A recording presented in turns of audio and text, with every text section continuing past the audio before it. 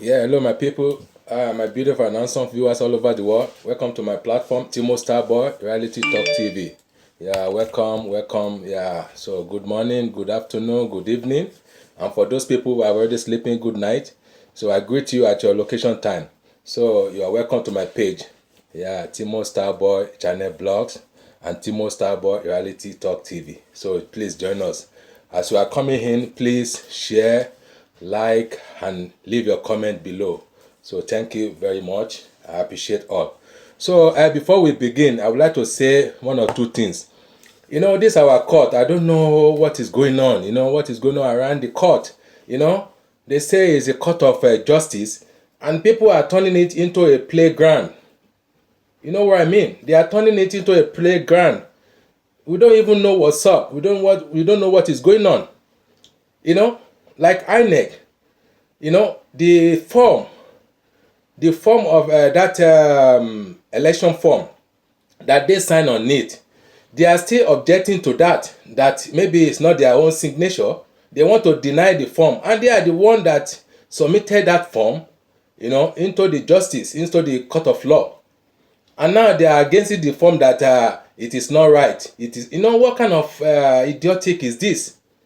What kind of a dirty game are they playing?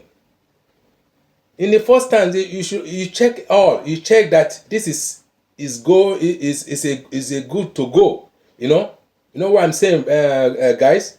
It's good to go. This is yes, your signature on it. Your initial signature. Nobody signed for you. You are the one before you kept the old document. And now when they are bringing it to court as an exhibit, and you are now denying that it is not right. Yeah, maybe you are not aware, because your joro you are doing is surface now. Everybody is get to know that you are the problem behind this scene. You are the problematic. So everything is blowing on you now, and you are trying to cover up, to shift your blame on somebody. This is not so. This is what we are saying. The justice must be prevail, must be done. In the first place, they should have locked up this guy. This guy should have been arrested and put behind the bar. But they didn't do so. I don't know why. What kind of a country are they running now? What kind of a legacy are they leaving to our youth to come? This is probably, insane. This is totally insane. It's out of our system. And you are saying that you are practicing democracy. This is not a democracy country. This is not a democracy you are practicing. You are just intruder into somebody's life, somebody's good life. You are intruder. You are a disturbance. You will be saying our democracy. Where's your democracy? You are dictatorship. You just think it's fair to just insult somebody that the whole country doesn't like, to just put somebody that it is your favor because of what you want to eat, because of your needful, because what you require, your own favor, your own selection. It's not just, it cannot be justified in that way. This is what we are saying. Everybody is equal. We must share it equally. We must share the benefit of that country, the goodness of that country equally, so that we will not be any murmuring or any complainants. Because if you are just like maybe you are favoring some side, and some side they are not getting it out of from the national cake. No, they are not getting their own share from the national cake. There will be a problem. The problem will arise. It will start. So can't you get it, guys? See the whole thing, the whole mess you have caused. You should have saved all this time. If you have done it right, nobody will be complaining. Nobody will be sitting in the court saying that they want their mandate or they want their this thing. You should have just make everything transparent. If you have done so, nobody will complain. We will not be sitting where we are now. We will not be talking what we are talking now. But you didn't do it right because you want to favor your own candidate, your own selective candidate, and you have make a selection now. So the whole thing is in turmoil, it's in chaos, and now you are trying to defend what your signature is on, what you sign on. Your initial signature is on the ballot, it's on the paper. Nobody signed for you. So why are you denying it? Do you think a court is just like a clown, or maybe it's a joker, or it's maybe some playing station where you can be playing games with your senses? It's not so. That is what we are saying. You have to abide by the rule. The whole document is with you all of these days. It's with you. It's in your closet. It's in your office. So when the time to bring it out now, and they saw your mess that you have created, they saw all the skeleton in your cupboard, and now you are trying to cover up again. I think you should have been sentenced there, right there, in that spot. If I were the judges, I would just sentence you. Because you don't know what you are doing. Your brain is not working. Because you have done some magic ojoros there, and you can't cover it up. Now you have to be against your own document, your own signature that maybe somebody signed for you. Is it a ghost that signed for you? Yeah? It's time to put things in a proper way. We cannot be going on like this. It is not right. This is totally wrong. It's a wrong step. If you want a country of a democracy, we need to put everything in perspective way, in a good manner. Not all this kind of lie, all this rubbish you people are doing.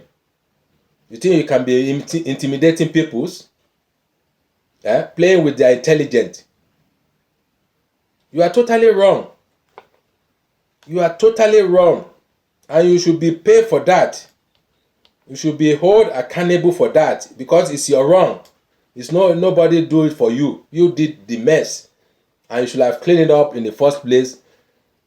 If you have been listening to people that they say, stop it, this is wrong, this is a wrong way you are doing, and you have the power to stop it, but you didn't listen to them because of your stubbornness, your brain that is damaged, the brain damage that you have. I'm talking to Yakub Mahmood, Inec chairman.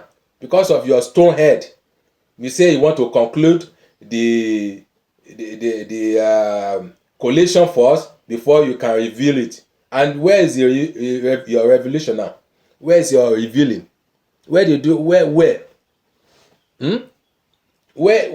the revealing that you did? Nobody saw it.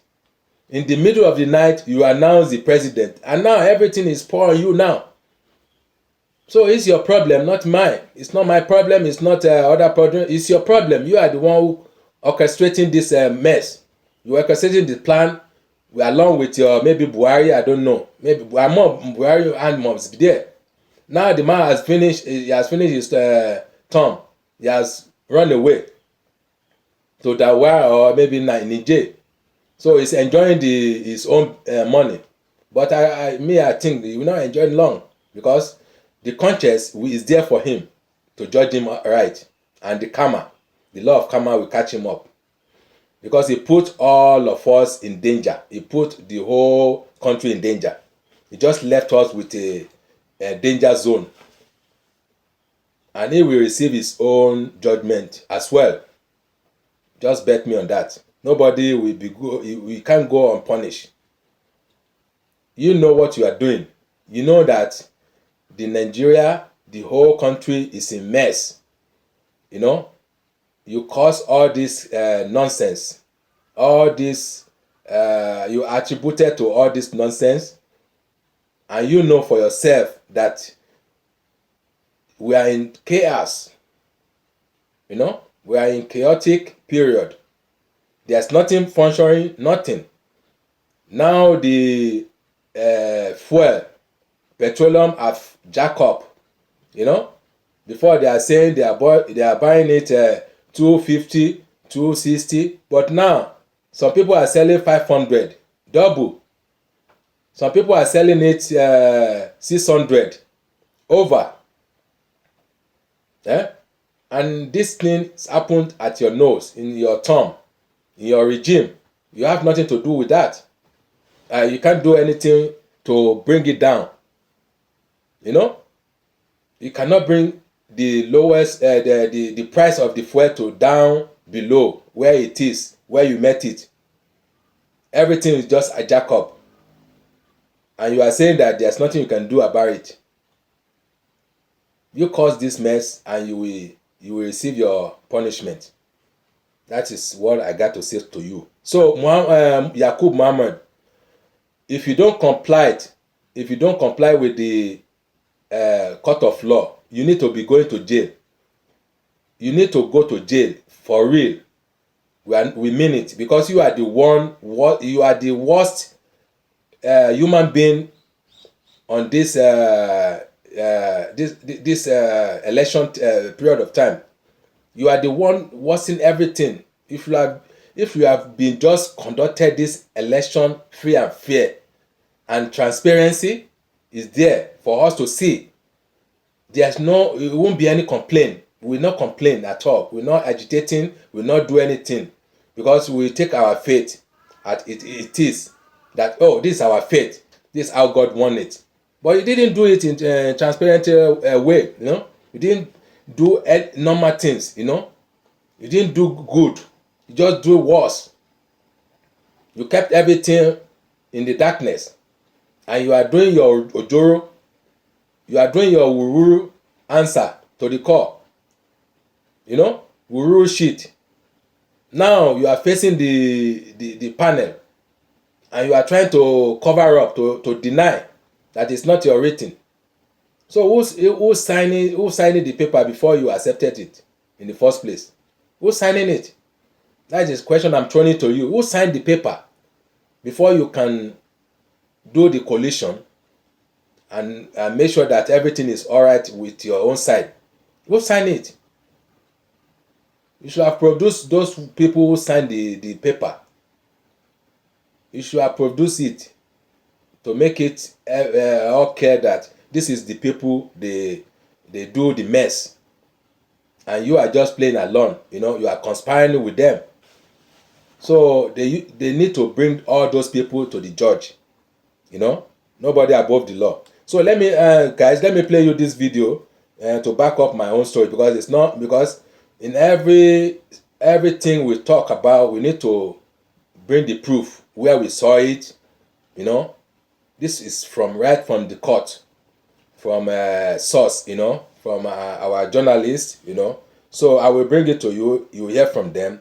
So to back my own story, it's not my own story. I wasn't there, but I just saw it on internet. I said I should let you hear, you know, goes on this one. You know, I should let you hear about what is going on. So this is my own job, to bring the updating on the news, you know, fresh news that is come up. So I will play it to you now so we all can hear it. So let's go. Loads and loads of documents making entrance into the election petitions court. This is it. These are documents that the People's Democratic Party documents just piling up. Atiku Abubakar hopes can convince the 5-member panel that the electoral body Inec was wrong. These are the boxes. APC's you can see the boxes of the presidential election. Among documents tendered in evidence are printouts of bimodal voter accreditation. These are the boxes. See. BVAS accreditation data from 32 states and the Federal Capital Territory. Polling unit results downloaded from the Inec result viewing portal, or IREV. Inec is denying the whole box. And Ogun states were also tendered. Can you imagine? All of these documents that are certified they think it's a joke by Inec in the spirit of the pre-hearing arrangement were, however, objected to by the electoral body. There is a certified copy and the APC certified document. Some lawyers they sign on it with their own signature.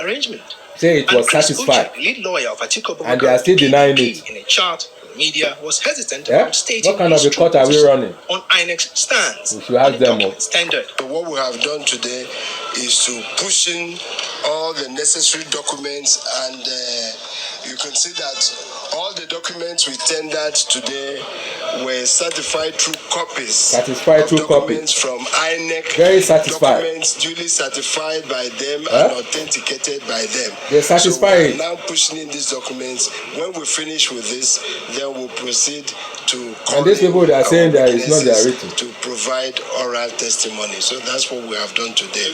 Thank you very much. Thank you. Peter Obi's quest to have Tinubu's electoral victory obtained suffered a setback Wednesday as his legal team informed the Presidential Election Petition Court that it could not begin presentation of documents due to health-related challenges in its secretariat. Awa Kalu, a member of the Labour Party legal team, informed the Justice Haruna Samani-led panel that an unforeseen development had hit the Labour Party's legal team due to the illness of one of his key staff. I told them we have unexpected developments. Unexpected developments at our secretariat. That is where we take off from. And related to illness. And I can't give you the full details of the illness. That is significant enough for me to ask for an adjournment. Never mind. The days we have, we will conclude the case. Meanwhile, hearing of both the Labour Party and the PDP petitions continues on Thursday, June 1. Godfrey Eshamoge, Arise News. So that is it, guys. So I will play you another video. This one is they are talking about the subsidy removal in Nigeria oil. So our analysts, we based on okay, hold on guys.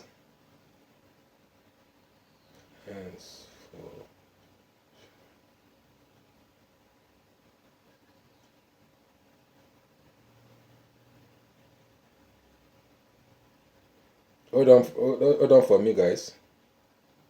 I'm just tapping on something.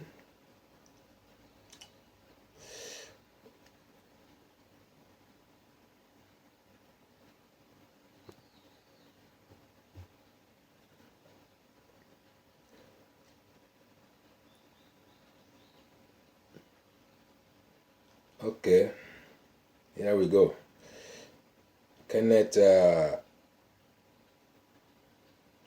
Lawyer Kenneth Okonkwo is the speaker on the Arise TV. So we give you the details. Lawyer Kenneth Okonkwo.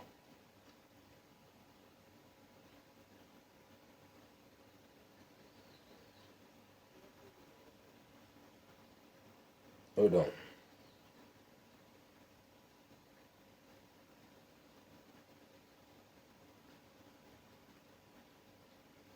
Hold on, guys.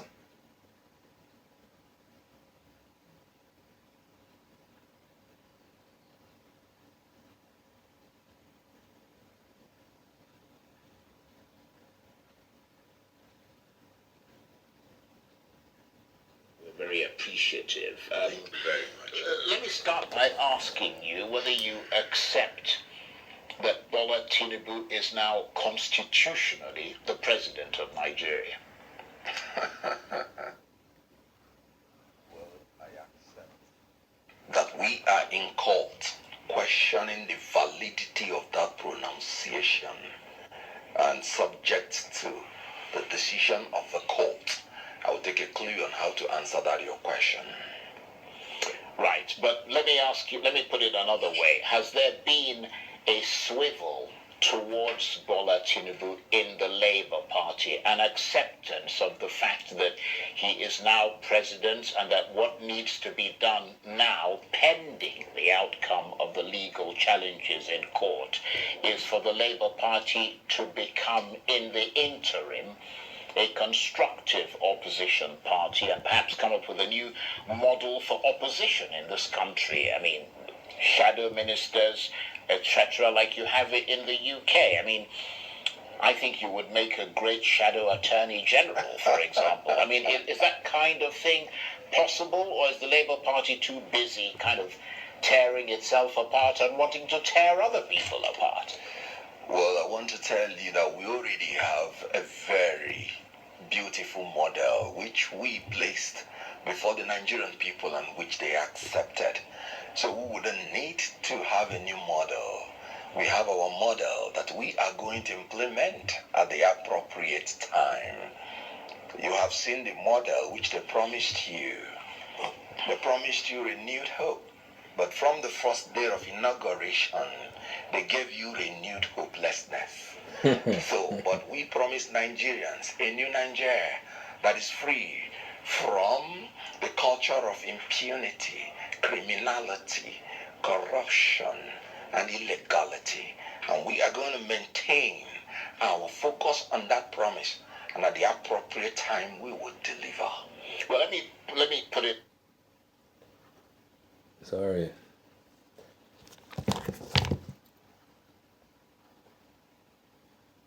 Deliver.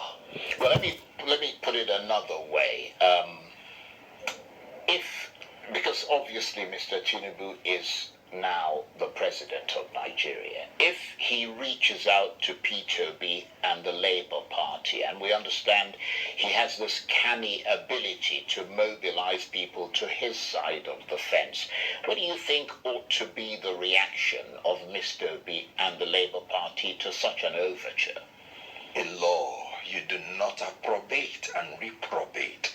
You cannot be in court saying that this is an unconstitutional pronouncement, that a man who did not win an election is pronounced the winner, and begin to talk about an alliance. It is an unholy alliance, because you cannot be preaching this way and trying to accept another thing this way. That's the classical definition of being a hypocrite, and we are not that in Labour. So we are consistently maintaining our stand subject to the pronouncement of the court. In that regard, I wonder what you make of the messages that he's pushed out so far and the optics of that in his inaugural speech. Were you inspired by it, or were you depressed by it? I was a bit scandalized by it, because a statement was made to be an inaugural speech, and right there in the speech, you could see a man contradicting the exact thing he was saying. Well, I may not blame him. The statement was written for him, but his own utterances, which was not even in the text, ran exactly contrary to exact thing he was saying, meaning he was simply being a mouthpiece to somebody who wrote something. I said it during campaign that I am not moved by anything documented, because that may just be the work of some brilliant professors. I want to hear the candidates talk. I want them to be cross-examined. Let's hear what he will say. Now, let me move into why I said this. A man in his speech said, "We shall consult and dialogue and never dictate." And Piam, he issued the first dictate of his regime. First subsidy is gone. Well, I don't mean to interrupt you, but because our job is to try and interpret things as accurately as possible. If you interpret that, certainly the way that they are now explaining it, they're saying that he made a reference to the fact that subsidy is gone, but the reference was the fact that the previous government had only made allowance up till June in the budget. It wasn't him who did it. He was simply acknowledging that the subsidy is effectively gone. Would you concede that to him? No, I would not. The statement he made was in May. The subsidy was to go by June. In politics, one day is enough to do the miracle or the damage. But what is the essence of you saying in your inaugural speech that you are going to inflict more pain on the people? He said he was going to lead. Leadership is defined as the ability to influence people through inspiration, not intimidation or manipulation. That was a... Sorry, guys.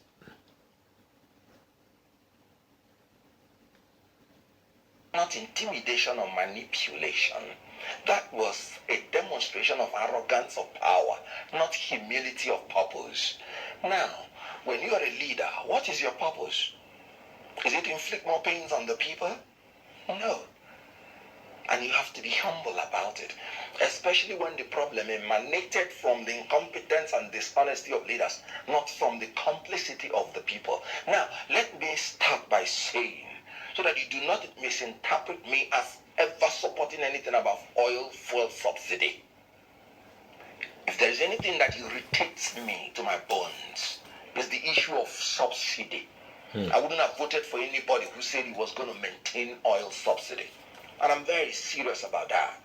What is the wisdom in an oil producing country paying more than 7-point-something trillion to foreign countries to refine your oil and send it back to you?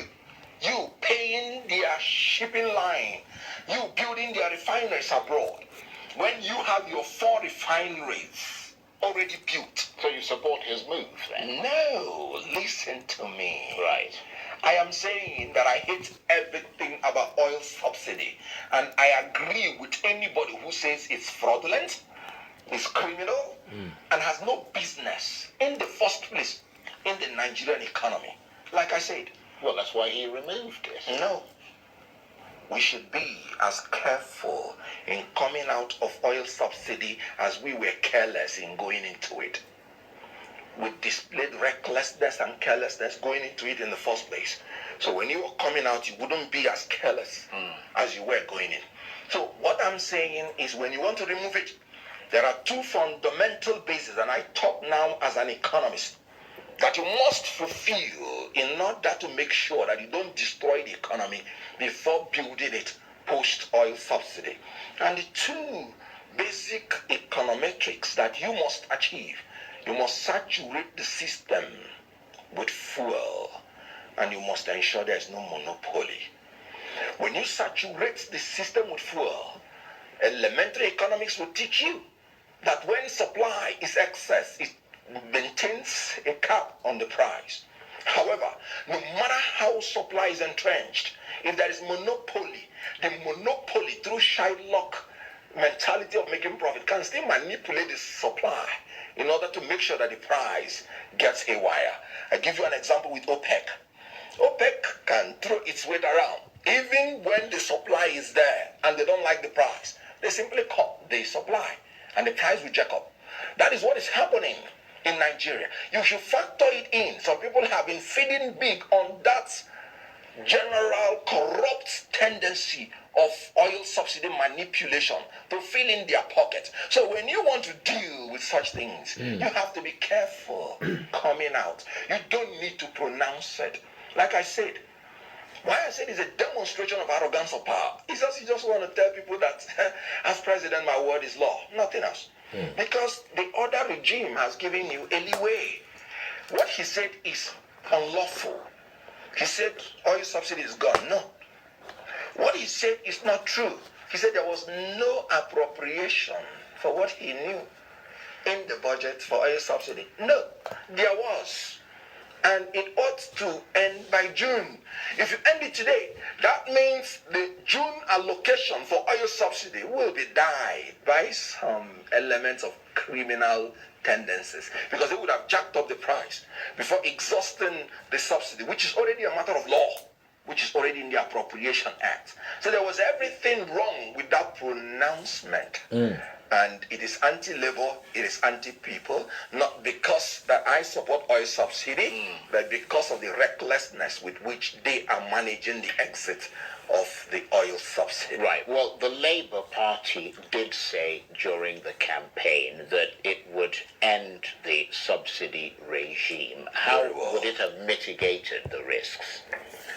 When you have 51 pipes projected into your official pipe, Welcome to the platform.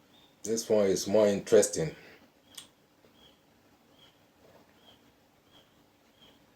Fani Falano, yeah, that is a human rights activist lawyer. So let him explain about the oil subsidy removal more. Let him explain it more for us so that we can know. Sorry.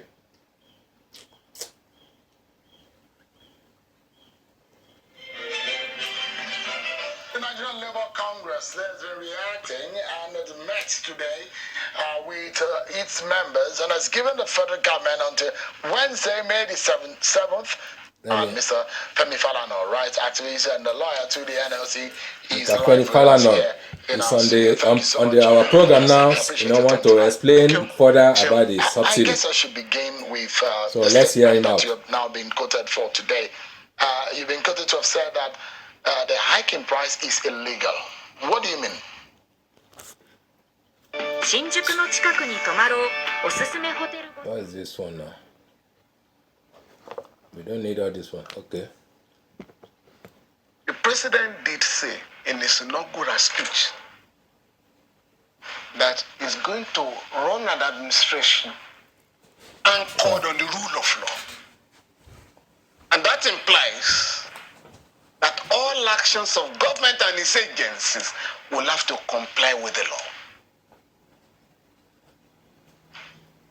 The NNPC has metamorphosed into a limited liability company. It is now NNPC Limited. To that extent, the NNPC, like Total, like ExxonMobil, like Shell, operating in the oil industry cannot announce increases in the prices of petroleum products. That duty is vested in the government. So, and that is what I mean. There is a judgment of the court, Federal High Court, which has not been set aside. The case of Bamidele Aturu and the Minister of Petroleum Resources. This judgment was delivered in the Federal High Court in Abuja here by Justice Adamu Bello, now retired, to the effect that nobody has the right in Nigeria to fix the prices of petroleum products other than the government. Because you have the Price Control Act, and at that time, the Petroleum Act, now PIA Act. So you ask the NNPC, where have you got the powers to fix the prices of petroleum products or the price of petrol this time around? From 185 or thereabout to 540. How? So and the clarification is important. Yesterday on the program, we had the group CEO of the NNPC Limited, and this question was thrown at him, and I did ask him, remember asking him, that are you now the regulator and the operator in this sense? Because now it's totally deregulated if subsidy is gone. And he said they are not the ones who change the price. Who did? He said it's the market forces. No, the visible market forces cannot, under the Nigerian constitution and under the PIA, fix the prices of petroleum. What agency of government is levied with that responsibility, Mr. Falana?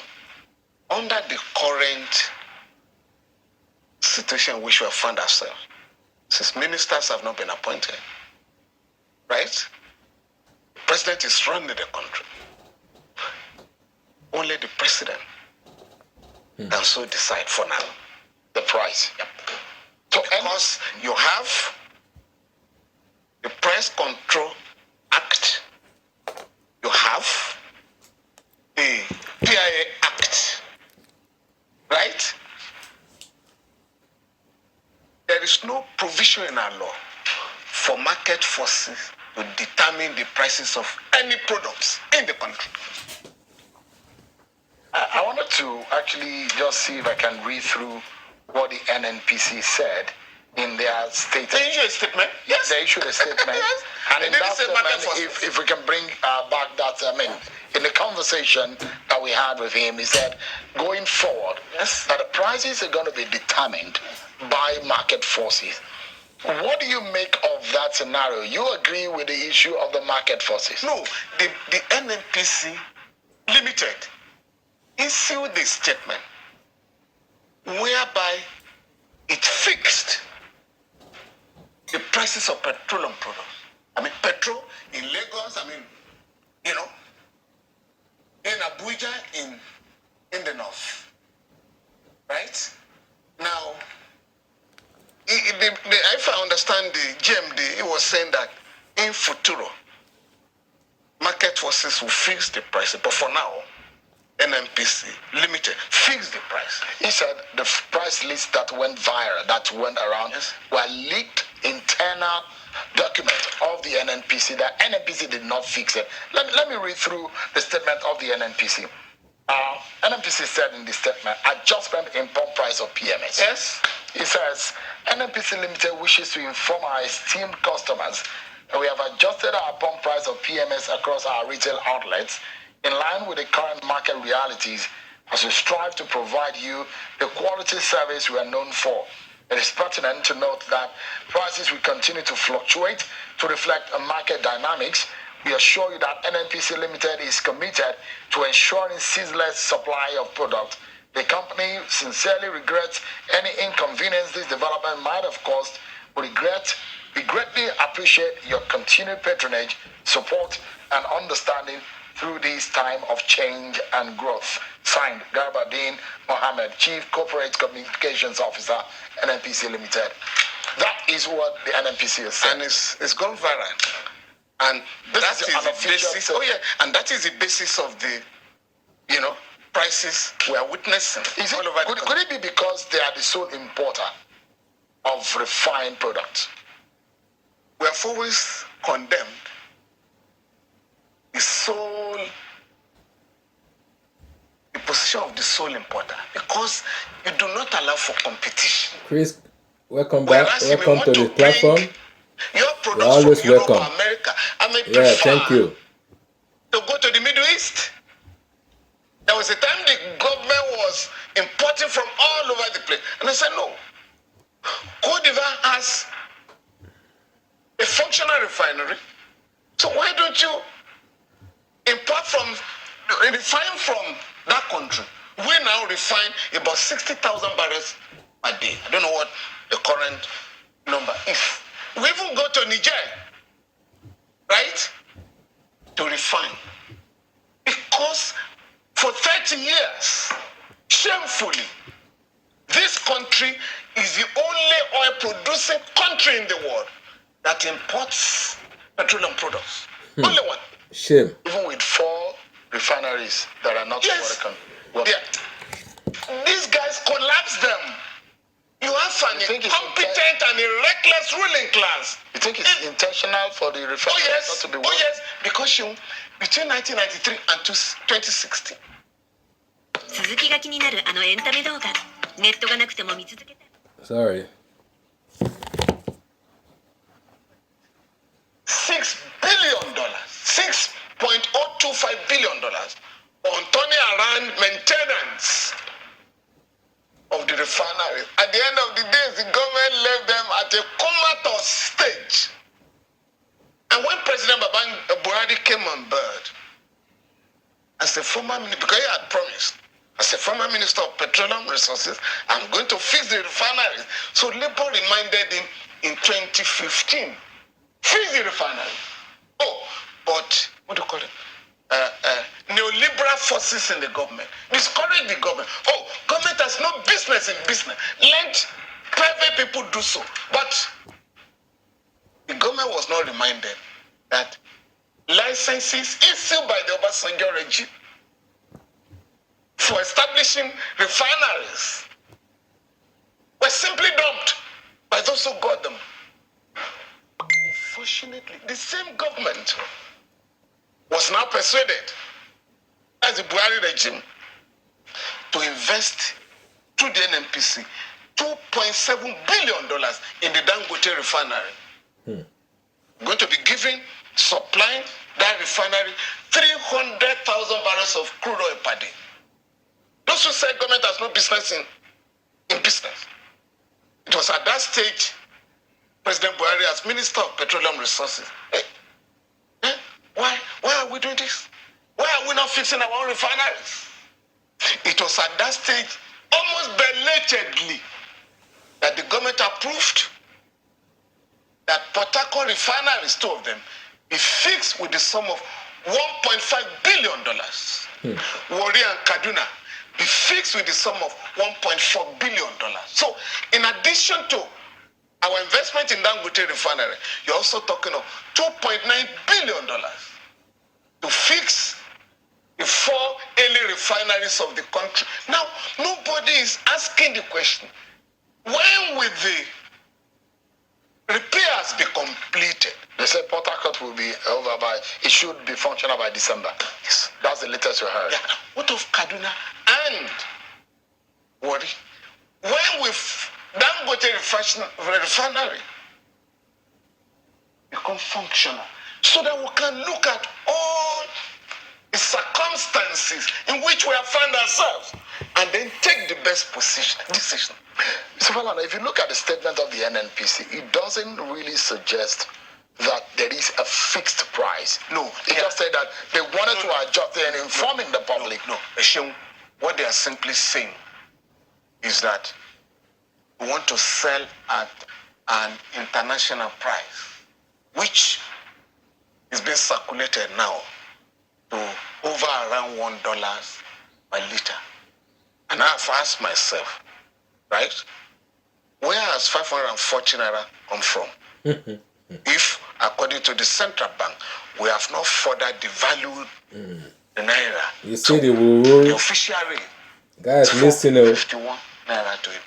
So if you want to sell they are at contradicting international themselves price, you are internationalizing on the market price. Why are you not talking of 451 naira? And in any case, as I have said, and for me, I think the ultimatum given by the NSC provides the government an opportunity to go back to the drawing table and clear some of the confusion in the air. Whereas the president, in his inaugural speech, simply announced that fuel subsidy has been eradicated by the previous regime. When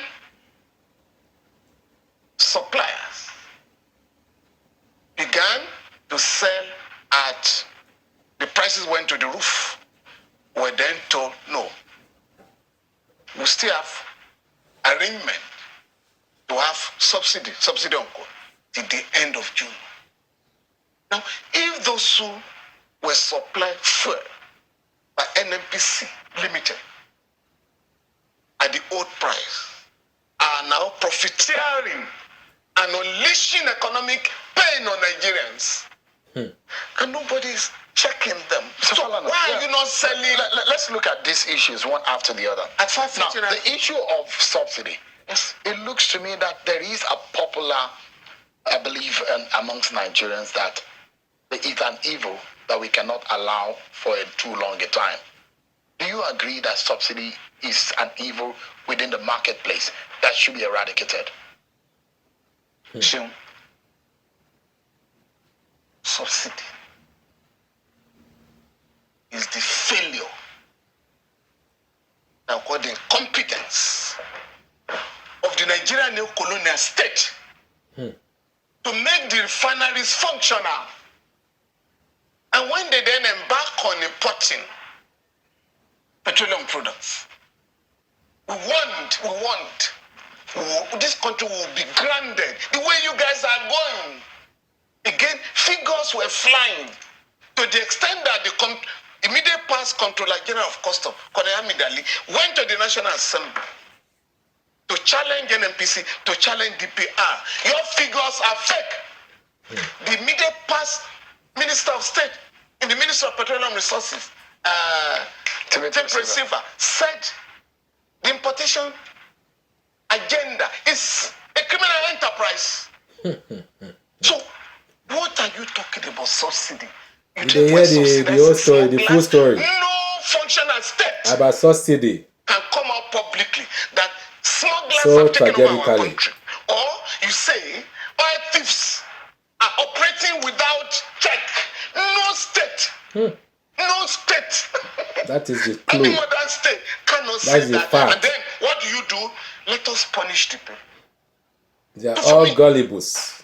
For me. Our leaders in the government. And I think that came out in the discussions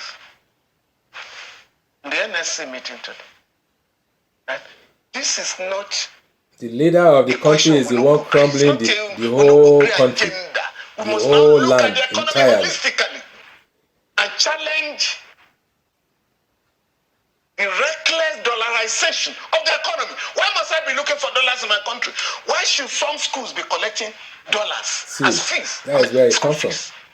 Rents be collected That is in dollars. where the trouble comes. Some fees are paid in dollars for professionals. By the CBN Act, that is illegal. No, it's illegal. Section 20.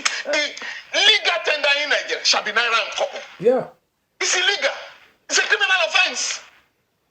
No transaction must be made or should be made in any currency other than naira. Other than naira.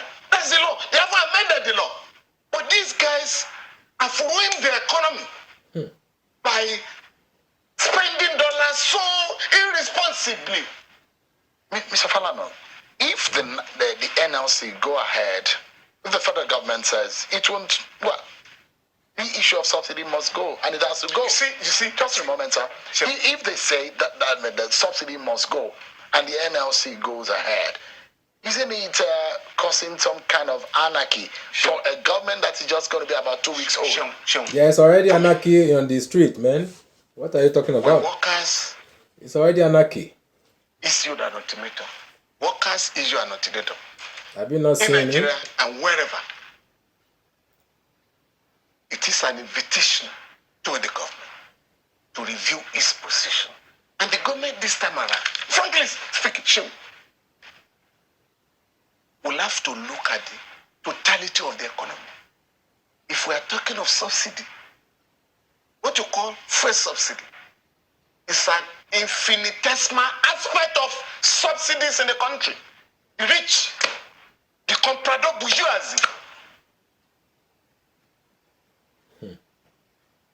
people will call captains of industry, are subsidized by the government beyond what you are calling for a subsidy. What are you talking about? Between 2016 and 2022, the Buhari regime granted duty waivers to the tune of 16 trillion naira. You can Google. You can find the 16 trillion naira of people brought goods to the country without paying import duty, to the detriment of the economy. In December 19, 2018, the then Director of Budget, Mr. Ben Akabueze, addressed CEOs of government enterprises and told them, you guys have refused to remit 10 trillion naira to the Federation account. I can go on and on and on. We have just filed a case against the Emefiele Central Bank, where the guy sold a bank for 50 billion naira. Avon revitalized that bank with a sum of 1.3 trillion naira. They are totally drained the country. 380 They're people draining up. in this country, according to AMCON, These are our so-called politicians. Because the banks were going to collapse in 2008. They are the evils. The central bank gave trillions to the bank. Now, those who took toxic loans were threatening the economy, and that was how AMCON was set up, Asset Management Corporation of Nigeria, to buy off their debts. What type of subsidy is greater than that? So, I can go on and on and on. So, in the interest of the country, let us look at the economy. I'm looking at the implication of the threat of the NLC. Let me tell you. It is not too early in the life of this government. You see, again, I've said it. Government has begun discussions in Nigerian Labour Congress, which perhaps should have preceded the announcement. But it's a new government. And I expect, as a new government, to take advantage of the opportunities that exist. I tell you what, Shem, there's a group of countries now fighting the dominance of the dollars in their economy. The dollar in their economy. We call those countries BRICS. Brazil, Russia, India, China, and South Africa. Nigeria is missing. And they are currently trading among themselves in their own local currencies. Ridiculous. Oh my God. And that's again. Okay. Anyway, guys, that's how we have it today. So, anything you think about it, just drop your comment below. So, you are all welcome. So, thanks for today. I pray that we meet again, very soon to update you on what is going on, because news, yakpa, news is all over the Nigeria now, it's a talk of the town. So we bring it up as much as we can, we do our own part to make sure the country is great back again. So that is what we are standing for. We stand for the truth, nothing but the truth. So shall it be. Thank you, guys. Thank you. I love you all. Continue to be sharing our program, like it, and comment. That's most important. That's all what we need from you. We don't need your money. We don't need only your contribution and your thought about what is going on around you in Nigeria and all over the world. So thank you, guys. Have a lovely and wonderful day. Bye.